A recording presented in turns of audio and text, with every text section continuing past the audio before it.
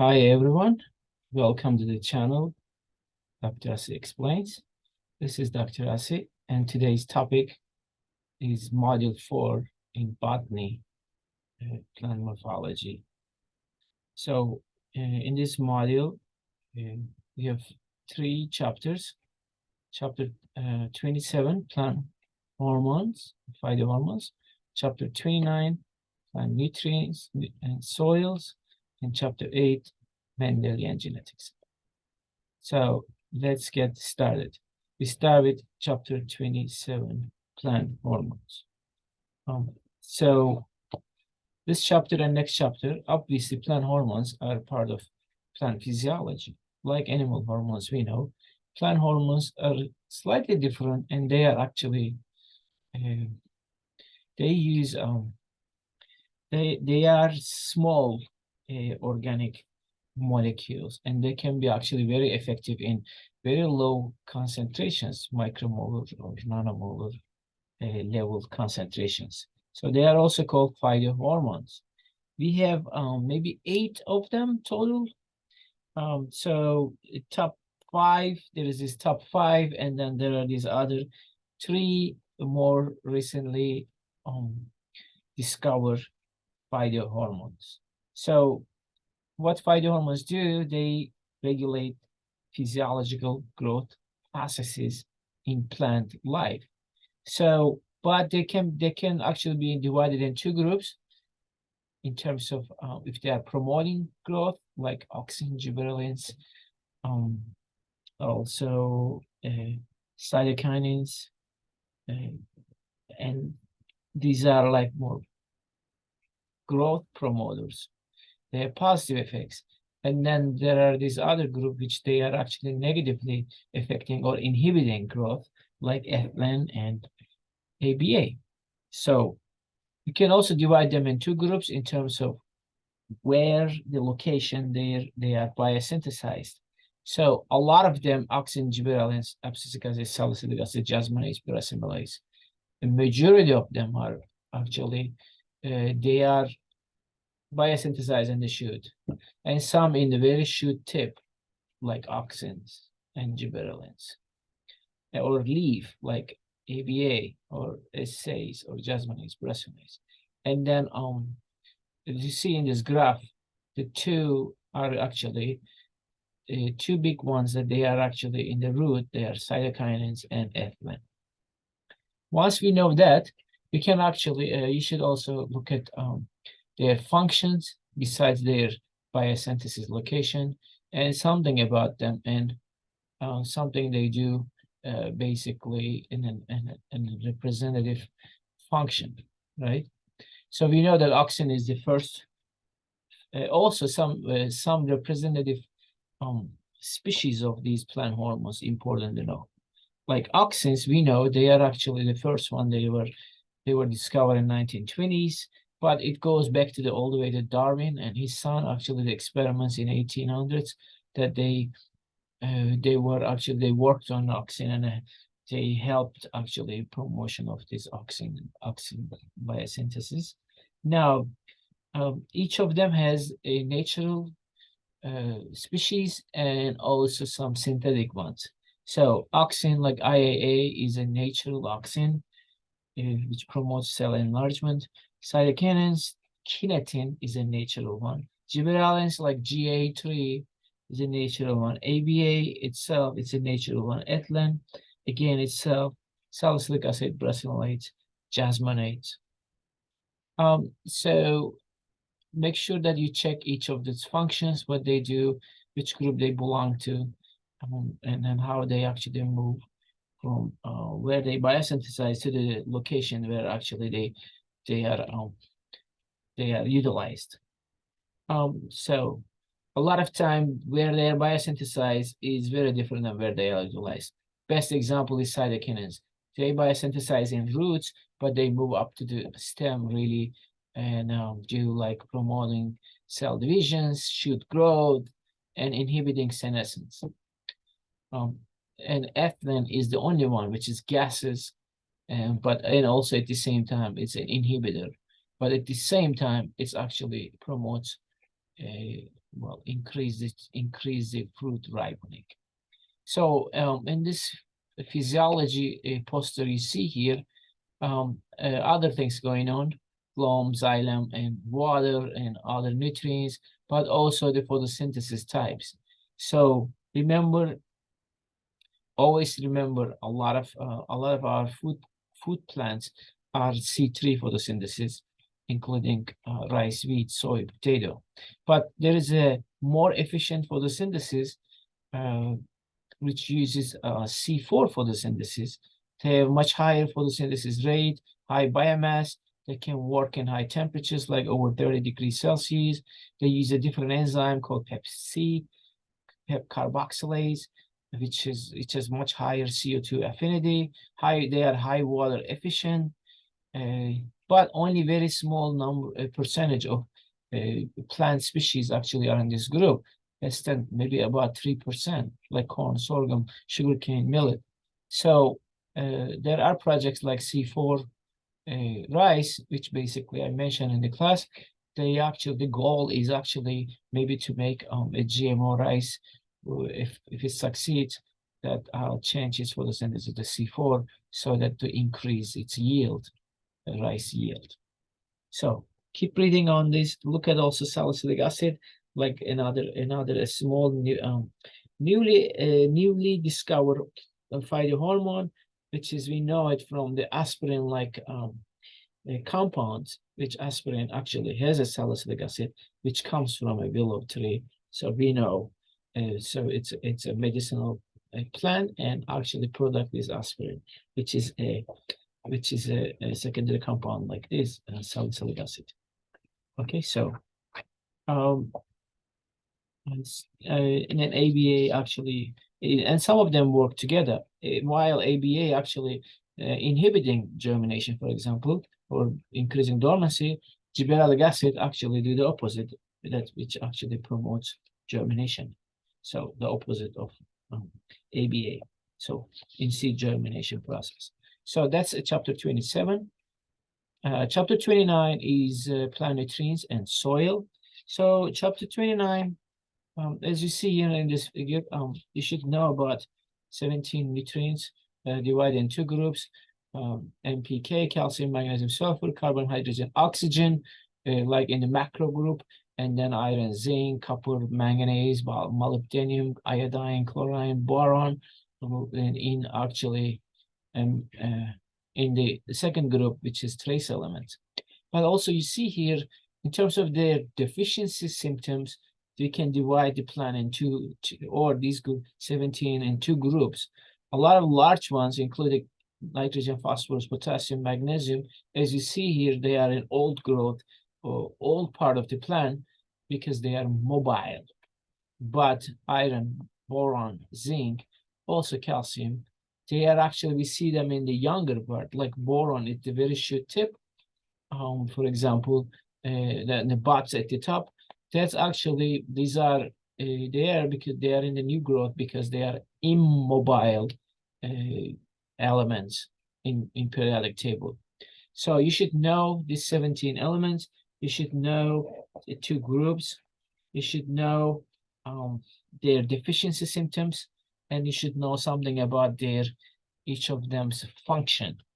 Okay, so again, one way we can tell them from each other, separate them, is look at the location of this deficiency symptom. Example is magnesium, which is actually yellowish colors, but also iron can be yellowish colors. So, but we know iron is only shows in young leaves, magnesium shows in old leaves, like nitrogen. Phosphorus, we know it from purplish, purple color in their lower epidermis. Potassium, which is yellow edges, and they become brown later, and then very important for osmosis and enzymes. Zinc here is very important one in micronutrients, which plays a role in enzymes and hormones, root growth, stress tolerance, and it's a young immobile element in young part. In this chapter, there are terms about soil. So make sure that you know soil layers go O, A, B, C, and R from top to bottom. O is organic matter, then topsoil, subsoil, parent material, and solid rock at the very bottom.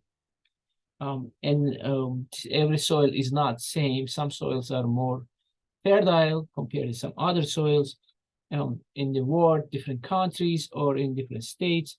Loam soils is considered very fertile. Sandy soils are less because they have a hard time to hold the nutrients because of their structure.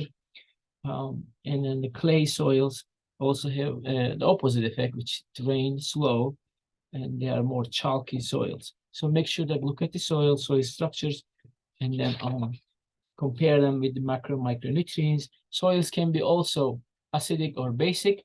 You know by now that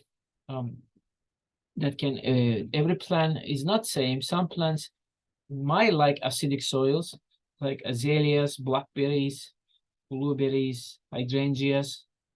They like acidic soils, but many plants actually grow more alkali soils, the palms, geranium, olive trees.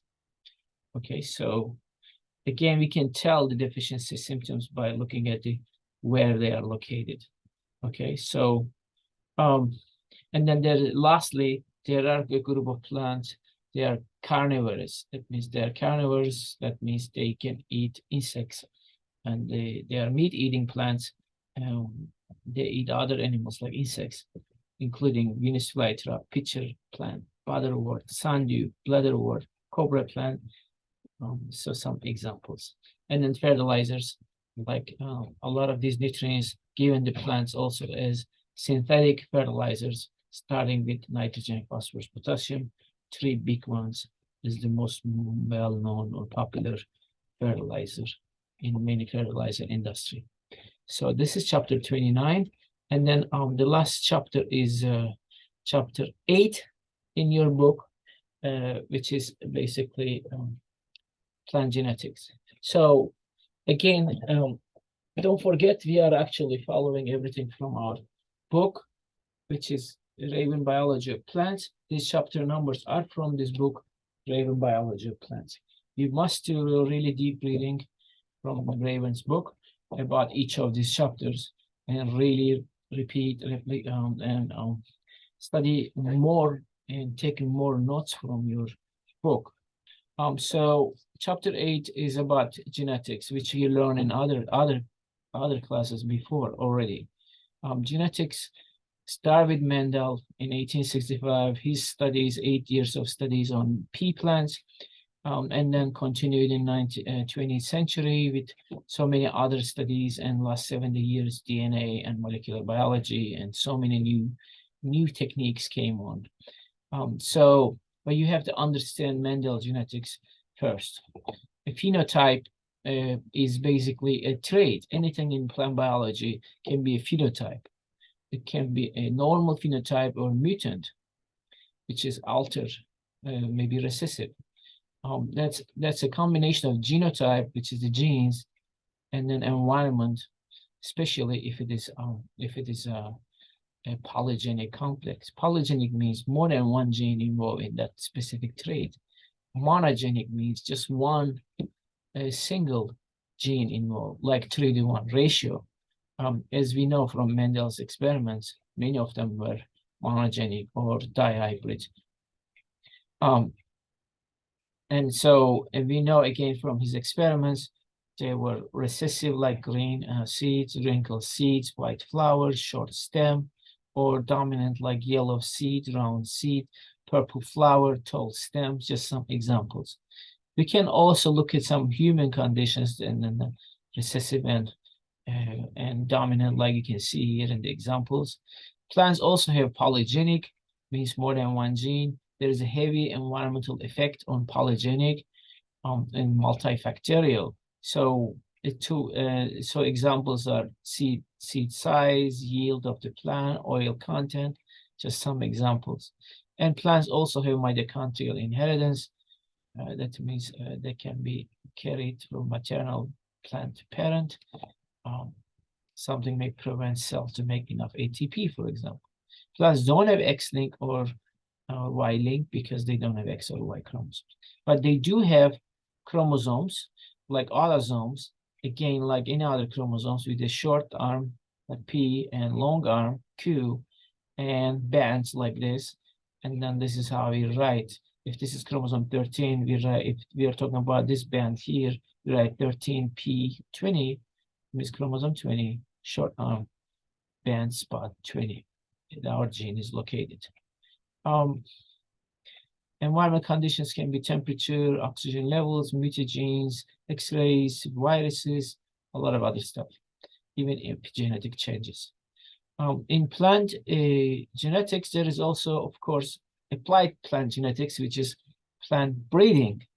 Since 1860s, we have traditional conventional breeding like Mendel did, and many scientists do all the time, taking a parent one with domestic susceptible cultivar and crossing with the parent two, which is wild maybe resistant cultivar, and then going F1 back crossing it to do again the one of the parents, and keep back crossing it, and then selecting back cross select, and eventually hoping to actually find a new cultivar.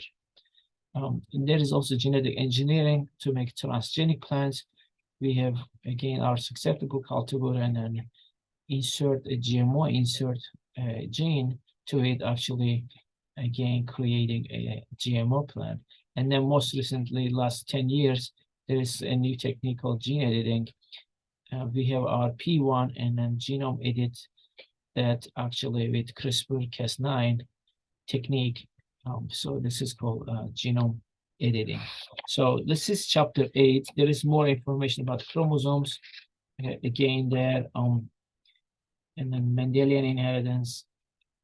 And besides this dominance recessive, which is an allele can be dominant or recessive, maybe more recessive more time, but there is something called incomplete dominance, like snapdragon flower color, eggplant color, or codominance like ABO blood types. And these are some other examples. And then again, alleles like blue eye color, green eye color. So these are some different alleles.